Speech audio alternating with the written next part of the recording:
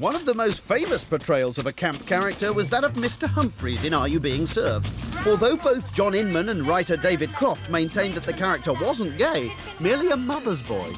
So I went to see this new doctor, you see, and he said, do you know that 2 out of 10 people are just like you?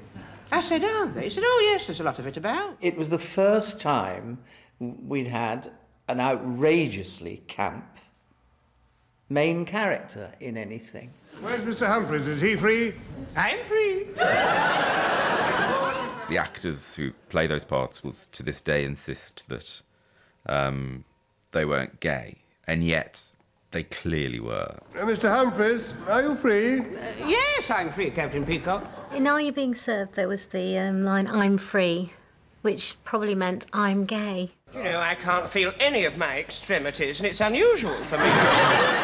I think John's character, people were very fond of Mr. Humphreys, and indeed they still are. People took exception to it because they thought, in fact, I think that, and I know John got a lot of bad stuff from it, in thinking that he was actually taking the mickey out of them. And he wasn't at all. I mean, John was John. I've never been spoken to like that in the whole of my life.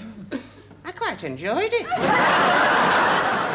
And gradually, of course, that changed as the series went on and it was accepted. And John grasped all that with both hands and, being the expert performer that he was, utilised it all to the full and made him into a quite extraordinary character, which subsequently became totally John's livelihood.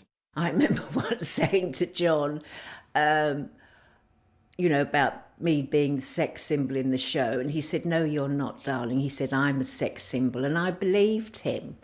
So I just thought, oh, well, you know, he's the sex symbol, and I'll just go on being me, really.